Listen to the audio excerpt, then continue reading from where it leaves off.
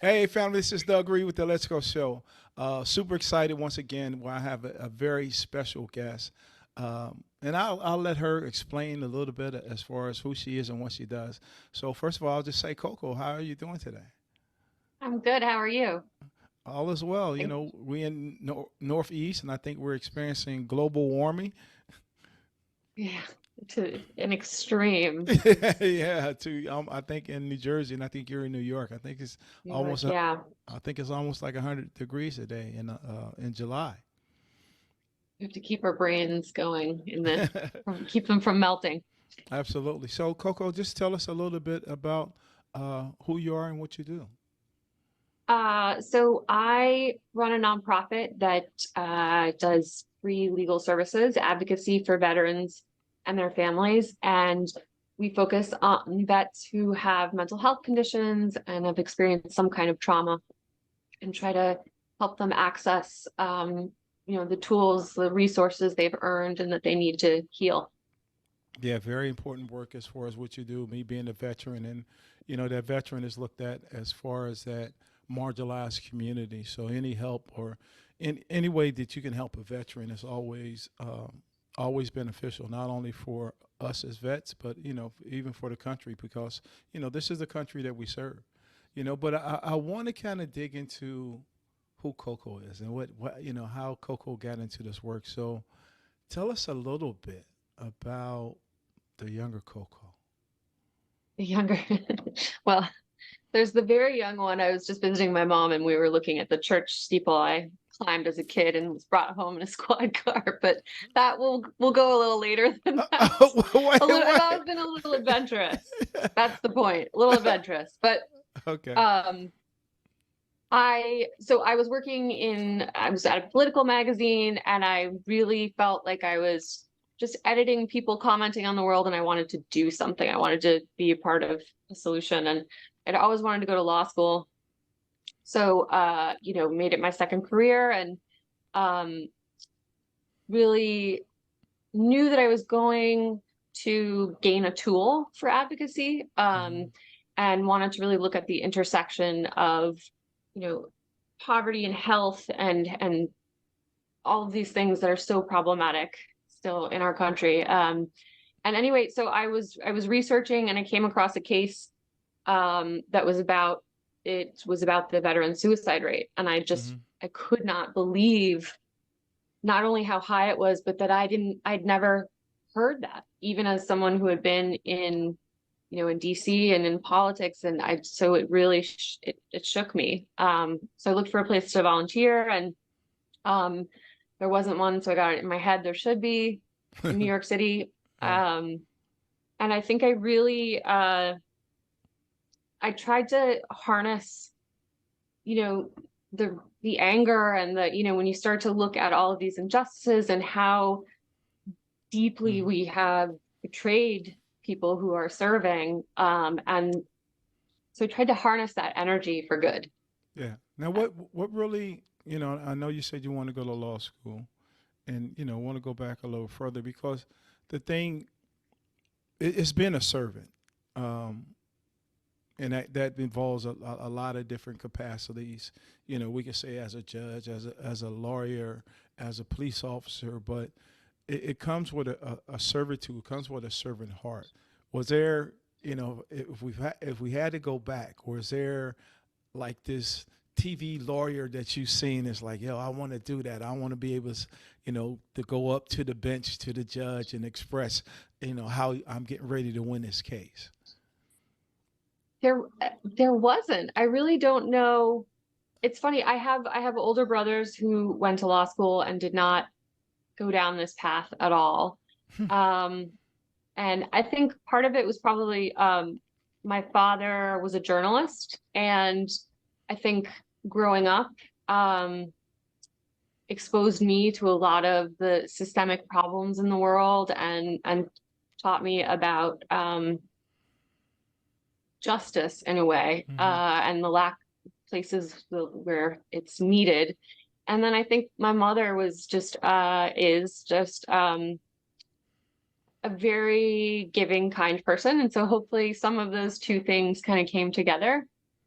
And then I think the fighter in me just was like, chose the law school piece. I don't know.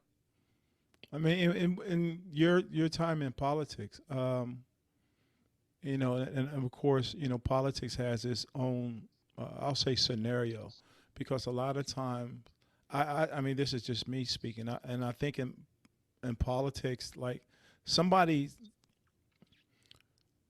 somebody's always looking. Somebody's always in charge of, that's why we got fundraising. So the money pays for this path for them to go in different directions. So I think sometime in politics, it's hard for the truth really to come out. Did you ever see that in politics? That people weren't really being the authentic self that they should have been based on their consistencies, their constituents or the party that they represented, if that makes sense. Yeah, I would say, I think since I was working at a magazine that was trying to get at the truth, that I saw a lot of really good reporting, and saw people trying to break down those masks and those, images that are created with all those dollars. But I think actually, I've seen even more of it, I think, from my legal career. Just really like understanding much more hands-on how legislation comes about and things like that, and seeing special interests and stuff like that. I think that's really where it's hard not to get jaded, right? It's hard to keep hoping that we will have leaders who try to stand up even with all of the pressures of finances and image and all of it. And I know you didn't really come on here to talk politics, but I'll ask one more question. How important is lobbying, especially in regards to being down in DC trying to get something passed, and how important is lobbying or lobbyists? So I think it's immensely important. I think that especially in the veteran space, that the big, they refer to them as the big six, the veteran service organizations, IAVA, Iraq and Afghanistan Veterans of America. I think people don't realize what an important role those organizations play in lobbying and in protecting veterans' interests. The PACT Act was finally passed last summer, and that was the result of, years, more than a decade of really difficult advocacy that those groups were dedicated to, and would not have happened without them staying on it and really keeping the spotlight coming back. So I think it's really important, and it's something that, as those larger VSOs, some of them are, dwindling in size. It's troubling, because veterans need to have people fighting for them in DC. Yeah. Now, would you even say, because I think about a lot of those veteran service organizations, like you said, VSOs. What I discovered, and I could be wrong, I think there's a lot more of the older generation that's really involved in that. With your of course, those eras are dying, I'm not say dying out, but phasing out, with the World War II vets, and now we got the vets from the Iraqi War and the Gulf War. And I think, based on generations, like I don't see as many younger generations or people involved in those VSOs like they were before. Do you see that? Yeah, I think, there's been a lot written about this generation coming together over things like activities, sports, things like that. And so I think there is a real shift, but still there are some young VSOs and young vets who've really contributed with the PACT Act. But yeah, I think it's trending that way. And as a civilian, I try to tread lightly in terms of, who should be doing what or where they should be. But I think generally speaking, yeah, there's a shift. There's definitely a shift. Yeah, because even I know for the PACT Act, I, within, I'm part of a reserve unit. I've been retired out of reserve since I did total 23 years. 14 of those years was with the military reserves. I retired in 2006, and our unit Wow. our unit actually stayed pretty active. It's funny because I had to tell this story because when I retired out of reserves, of course, it's, when you think about the reserves or in the past, when you thought about the reserves, people was like, oh, that outfit, misfits or whatever you call. But of course, when we're called up, I wasn't called up when, that call came as far as representing the Gulf. And, there was a, like you said, a shift where people actually started to take things a lot more seriously. But I remember when I was getting ready to retire, I was like, I'm not just going to retire, just come in on a weekend and, my day is done and, hey, see you later. So when I mentioned, I had a lot of influence within my reserve unit, but when I mentioned to people that I was retiring and I didn't want to just come in, that, I wanted to have like, somewhat of a retirement ceremony, I had 8 other individuals decide to retire with me. Oh, So wow. so we had this major retirement party. 8 people retired with a guest of 350 people. And I was Wow. like, this is the kind of retirement. Like this was a regular That's army. community. Yeah, that That is, and so out of that community, we still have get-togethers. And one thing right now, we're trying to get a lot of information in regards to the PACT Act. Because one of the things involves the PACT Act, you talk about the burning pits, but what we're discovering, and all over, not only for burn pits, but exposure to, of course, in different bases where they had high chemical exposure, and the VA is starting to realize that. And I have to commend the VA in trying to do it because it's so much to be covered, but there's so much of those untold stories or things not being documented or people done the proper research, but that fight for that veteran continues on. I mean, even what you're doing, can you tell us a little bit about kind of digging in deep as far as what you're doing right now in regards to your veterans advocacy? yeah. So the organization has a couple of program areas. One being homelessness prevention. We partner up with social service agencies. I'm sorry, did we say the name of the organization? Oh, veteran. I don't know that we did. Veteran Advocacy Project, or VAP. Okay. It's a mouthful, so we usually just say VAP. And you're based in Um, New York? we're based in New York. So our civil legal services practice is around homelessness prevention and getting people stabilized so that they can rebuild, essentially. And the rest of the focus, like I had mentioned, our mission deals with people who have some mental health condition or have experienced a trauma. And this developed organically. We just saw a need and tried to attack it. We've really focused on veterans with less than honorable discharges, whose discharge is actually the result of conduct that is symptoms of mental health conditions, or reactions to traumatic situations. And so trying to restore their access to their healthcare and benefits. I think a lot of people in the country don't realize what military discipline looks like. It's no understanding of how being late, you don't get to do that like you do in the civilian world. But so really giving these people a voice and trying to get back what they've earned.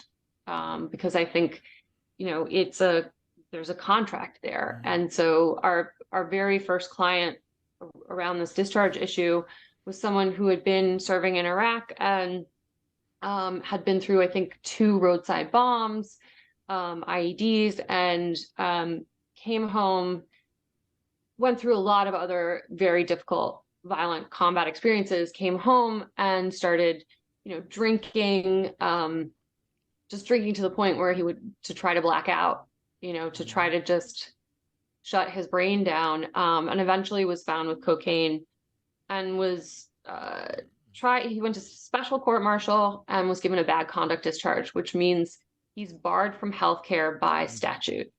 And when I heard that, that was where that rage came in, where this is, how can we do that to someone? How can we send them to war, have them get injured, and then say, we are not helping you?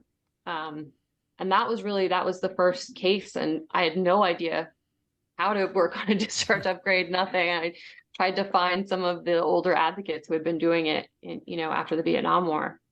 Yeah, you know what? So that's the heart of it. Yeah, and I think even in regards to that, I mean, of course, I know a lot of veterans as well, and even in my family, and I think about whether it is the Vietnam War or the Gulf War. I think veterans, when they deal, especially within, let's say, a court martial or disciplinary action, I think they lose the trust of the military, and it's hard for them to actually get help because they don't trust anyone. And when and it's hard to regain that trust and say, hey, I'm going to help you. And then, of course, the military is a powerhouse, and kind of going back to the politics of it. The military is a powerhouse. So for, let's say, little old Sergeant Reed trying to fight the military in regards to a dishonorable discharge, let's say I got out for drugs because, let's say the trauma, everything I experienced, like you said, I used drugs as that coping mechanism. Now somebody's coming to me and say, I want to help you.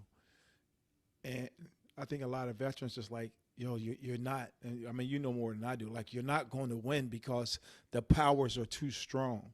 But I think with your experience, and of course with your team, you're understanding it. And then I think, like as we said before, I think having that, well, one, just doing what is right. Like, people serve this country, and we're trying to do what's right, make sure they get adequate care, especially health care, and experiencing something like that. So when you have that, and of course, God being in the midst of it, I think it's a win-win, but the work is also involved in doing it. So you have to regain that trust with that veteran to say, hey, you got to trust us to help you. Do you find that a lot in the clients that you serve and trying to regain that trust and get them into a level that say, hey, we're going to take your case and help you fight against this dishonorable discharge or this court martial? Yeah, absolutely. I mean, I think what you're talking about in terms of the military and the powerhouse, I think the alienation, right? The sense of shame that comes with being, booted out of something that you were a part of. That's, for a lot of people, it's most of their identity during that time, right? And so you're taking it away from them, and I think the isolation has a lot to do, and the shame has a lot to do with the suicide rate being nearly 3 times as high as other veterans. And so, yes, we are asking them to, like, okay, you don't know me, but come sit down and tell me about the darkest days of your life. Just open right up, be as vulnerable as possible. That's extremely difficult. And so I think we know these cases take a lot of time, and the more you interact with someone and talk to them, just being real with them so that you can establish some baseline of like, okay, this person's not trying to sell me anything. They're not trying to force me to do anything. They're not pushing a narrative on me. Just allowing people to have that sense of, I don't want to say safety, because I think that's too strong a word, but moving towards something like that is definitely really important. And the other thing that we do see is that, you were talking about, it's so hard to ask for help because of all the stigma around, mental health conditions. And so what I find is a lot of times we are the first person that they have ever talked to about their trauma about, I had an individual who had been raped in 1969 in the Marines, and he had never told anyone. His wife thought his PTSD was from Vietnam. He had never even gone to Vietnam. So he was he was in his own emotional prison from this trauma, and he had experienced racism on top of it, and, just was carrying that burden alone and that pain. And at some point trusted me enough to say, hey, Coco, this is what really happened. And that's actually, it happens a lot. It really happens a lot. And that's why our partnerships with, mental health providers are so important, because we know our limitations as lawyers. We want to get people to the treatment that they deserve and they need. Yeah, so it goes both ways in terms of the trust. And I think sometimes just seeing, okay, this person does care, allows them to just finally let some of it out. Makes Yeah, sense. I really think too, because, even in those experiences, like I said, I can only speak from my lived experience. But, you talk about a young man, so that those, that trauma sometimes that they face happened as a young soldier. And then, that's that little boy that you're dealing with. And then for him to open up and actually express that without the fear or the condemnation or the guilt or the shame. And then, like you said, being able to trust and feel safe, and that, there is a solution in regards to everything that's happened to you. And a lot of times veterans, and I've, I was always one that always, I could be in a room. I've been in rooms, I'll say, American Legions or whatever. And even, I've been in lunchrooms where I would sit back and just listen to stories of veterans. Mm-hmm. And they're so powerful. I mean, because that one thing I know, once you get them to open up, and Right. we talked about that. Once you get them to open up, then you're going to hear some great stories, or you're going to actually hear some very touchy and vulnerable situations. But that's because, like you said, they've been holding it, and I can't imagine holding something in so long.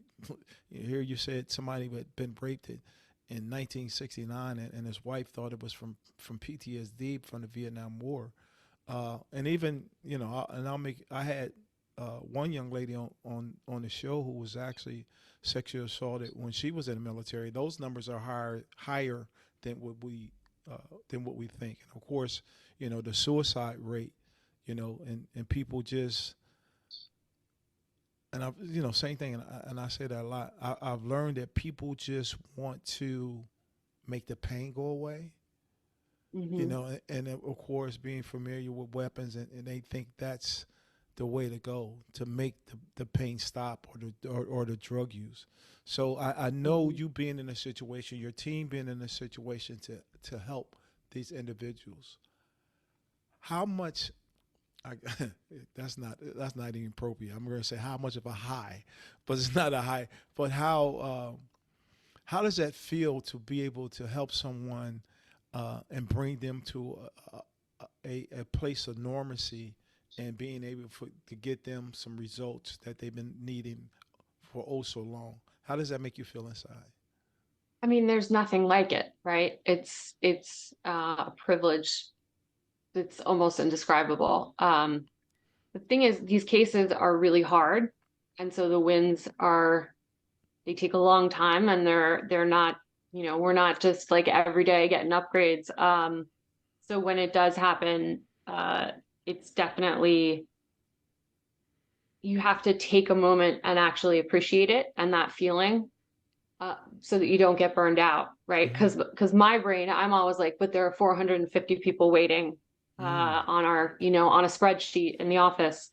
So I think it is really important to take a moment and actually see the impact that your work had. And that client I mentioned in particular, who had opened up to me, just, wrote me a letter that, the waterworks.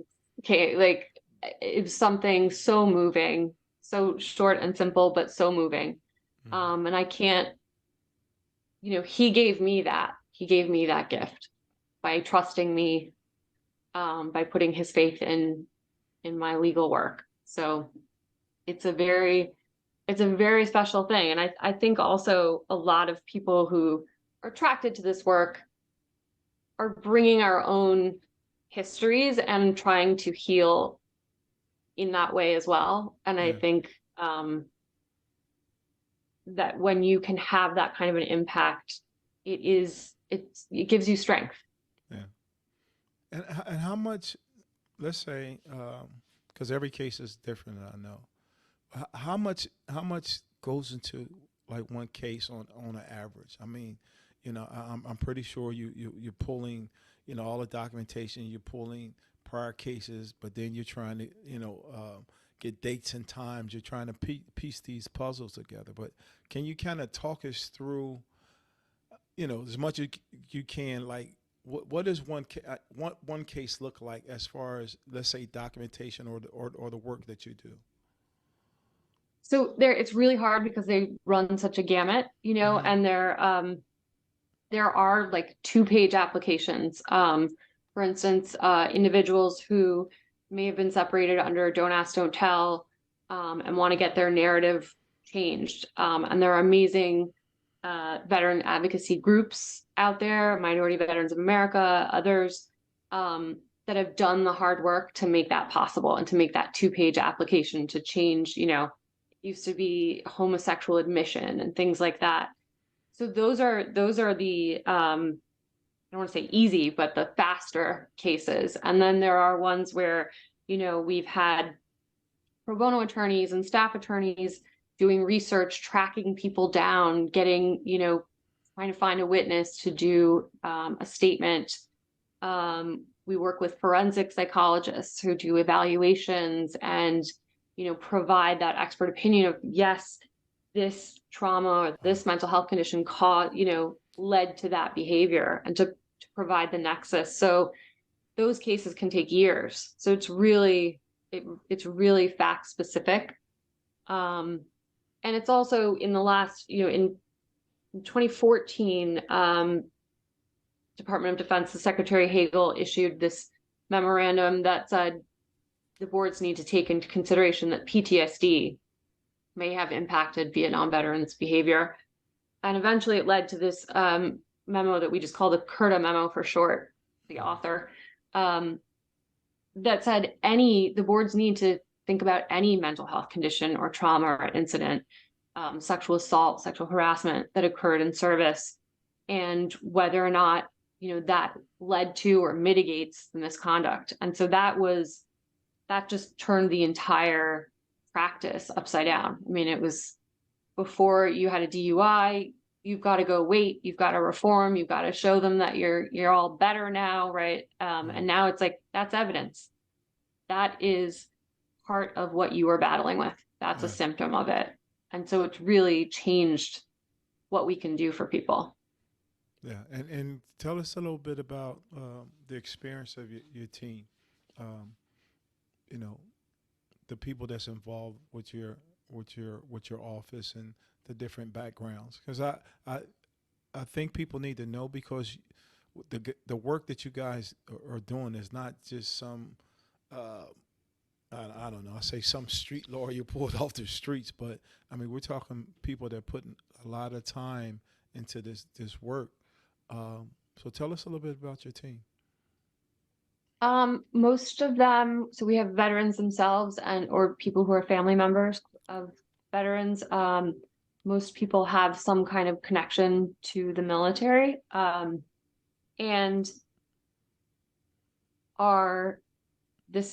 you have to be passionate about this work to do it.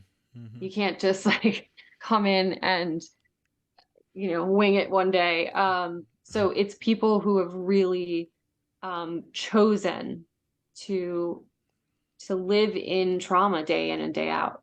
And I think everyone has their own reasons for that, their own personal motivation. So I would love the whole team to come on your show and talk about each one of them, what brought them to the work, it's because I do think it's very personal. Yeah. I really do.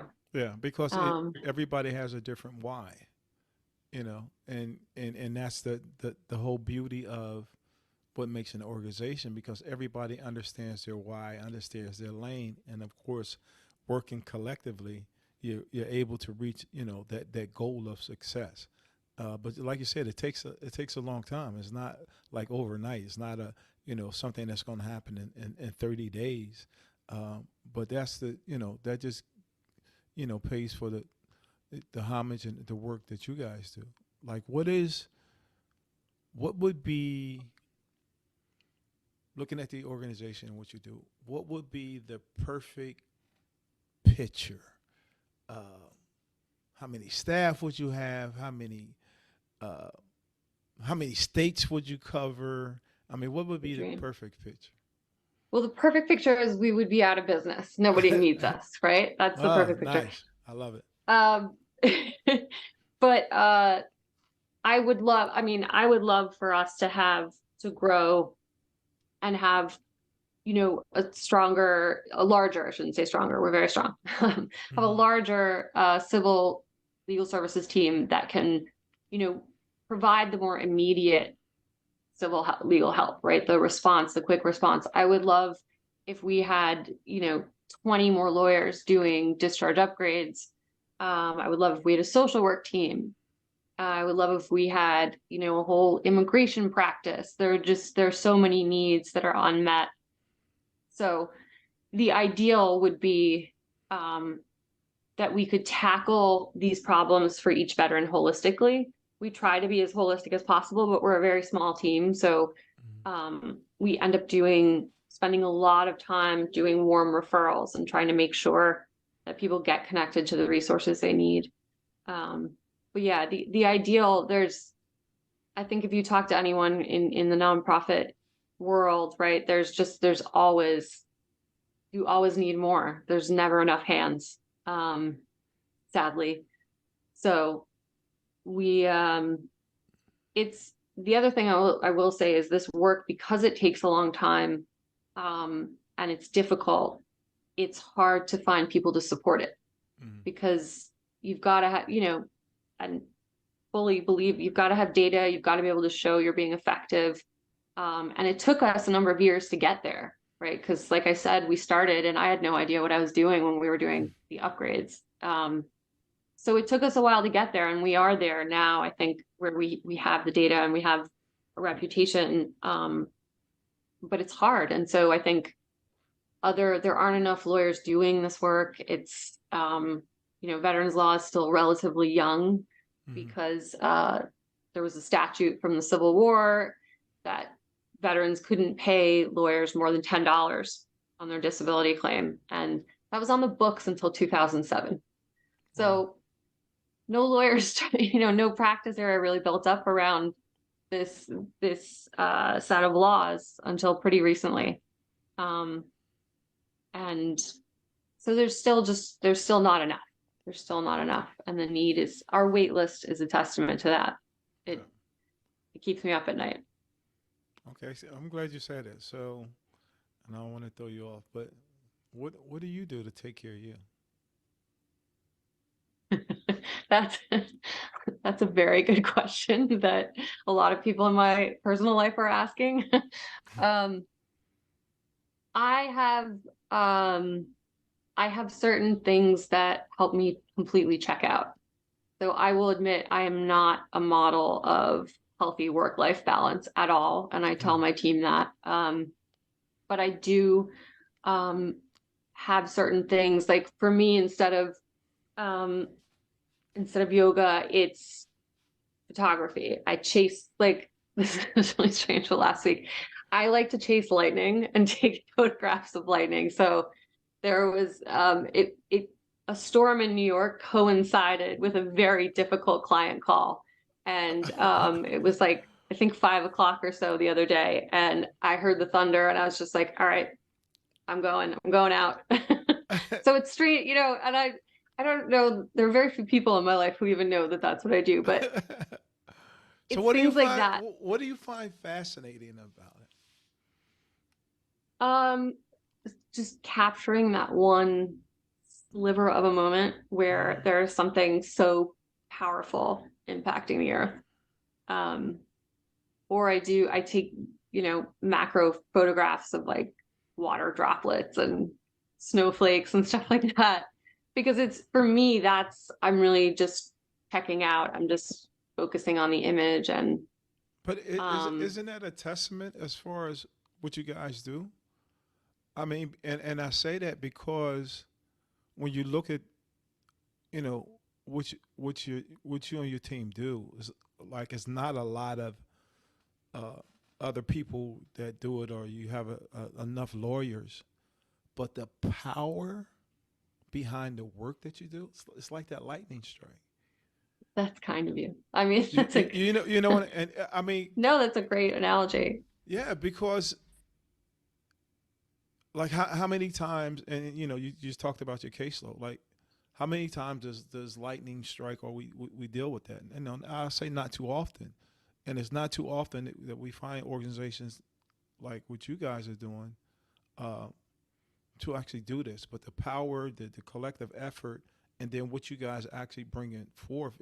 Not only you getting this relief for this soldier, but I know for a fact that you're actually changing their whole mindset and giving them another outlook, not only on their military career, but on life. Yeah. No, I had a very moving experience where one of our clients, it wasn't a case we did in-house. We train volunteer attorneys. So it was a pro bono attorney, but he was coming in, I can't remember why, we needed to do something with paperwork. And he sat down and said how much the whole process had changed him. He said, I really did not know somebody out there in the world could care about me and could take the time. And he was tearing, he was choking up, and he was saying, this has so profoundly changed how I see the world, how I move through the world. Because this lawyer sitting in an office in Midtown said, I'm going to take the time and advocate for you. I'm going to hear you, and I'm going to, put your voice forward in a legal brief. So sometimes we get to see that, and it's incredible. Man, And I know so many veterans that won't even seek the disability. And I was like that for a lot of years. I just recently got awarded disability in December 2022, 100% PTSD. That's way too late. Yeah. And that was the whole thing, because the whole mindset, and this is why, I respect the work that you do, because my whole mindset was, one, I'm okay, I'm all right. I'm You know okay. what I mean? Yep. And then the other thing is, like, I felt that there wasn't enough work being done for veterans. So I don't want to take those resources, Yep. you know. Yep.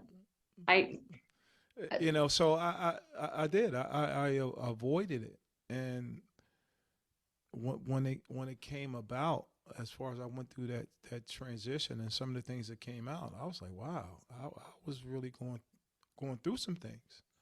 And I find that in a lot of veterans that I talk to, I'll say a small veterans advocate, because I'm telling people, what people used to tell me that I didn't account for. Like, look, you served our country, whether you went to war or not, but you actually served our country. And you talk about the dynamics of discipline. I was a drill sergeant at one time, so I understand that pressure and that stress that are put on trainees. Like I've done, I won't say it over here, but I've done some harsh things, even as a drill sergeant, that wasn't conducive to how the military operates.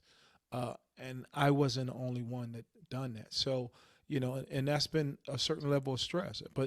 And then being in the military, and of course, we're strong, we're mighty. That's how we came up. So for me to seek help, like, nah, that shows a sign of weakness. Yeah, it goes against everything you were trained. Everything. And I'm glad the VA has actually been a little bit more proactive as of lately in regards to even disability, because I know they even had some complications with, I know with Blacks concerning disability benefits and how that worked out. So it's been better. But I was talking to a VA psychologist, and we're talking about cultural competency. They don't have enough staff. But then they have a great program called the what is it? The community outreach program that they have that they're trying to do better with. So everything care. Community care, exactly. So everything that you've done is like a community care, but yet we get into. I could forward you a whole lot of cases in regards to guys that has faced some disciplinary action, and it wasn't for them just being, just a bad person. It was with everything that they were dealing with on top of, the military that made them act out. And of course, when you act out is, UCMJ, Article 15, court martial. Like, only thing we know is you need to be disciplined because you've actually done some kind of wrongdoing. Right. And so a couple of things that people bring so much into the military with them, right? And I can't imagine, I'm only a civilian. I wouldn't last in any branch of service more than 30 seconds. So I'm self-aware on that front, but I can't imagine a worse place for someone who is injured, right? Who is mentally injured, who's carrying.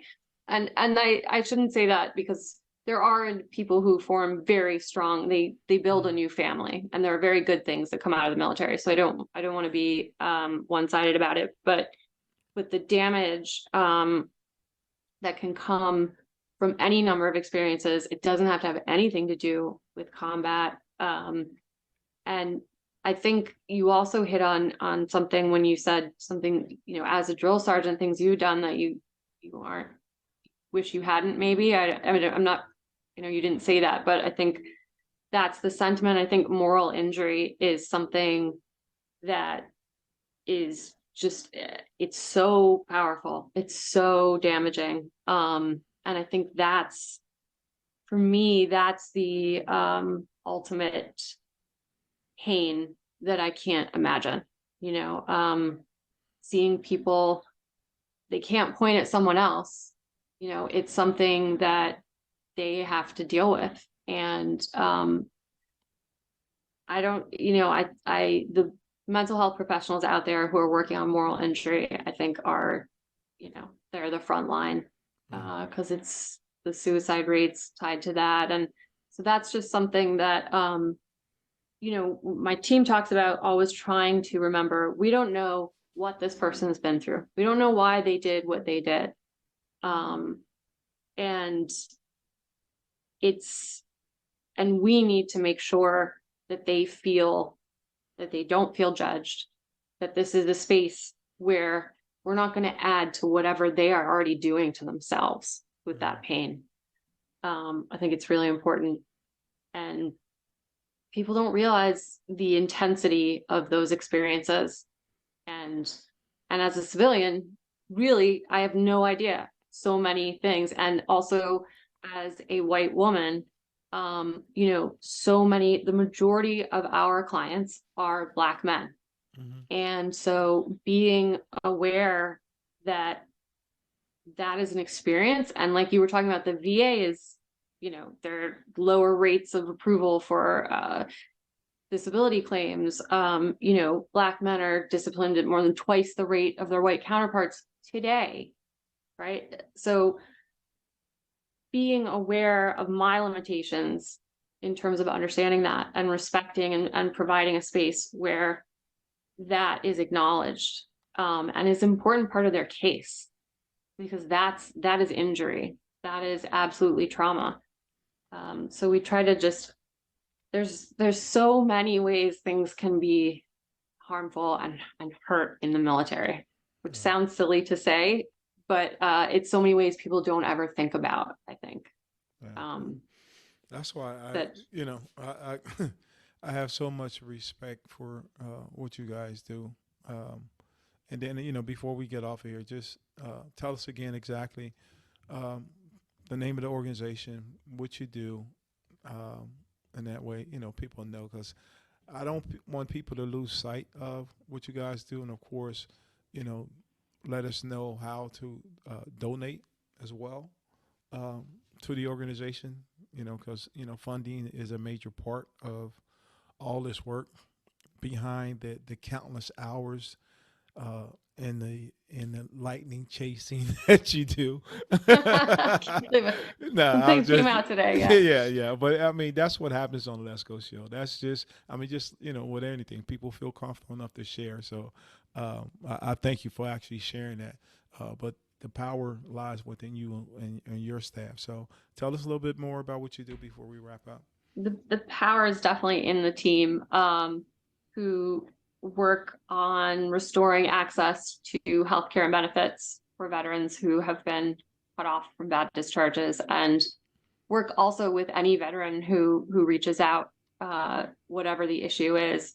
It's the Veteran Advocacy Project, and we are at veteranadvocacy.org. /donate is where people can give a PayPal little QR code there.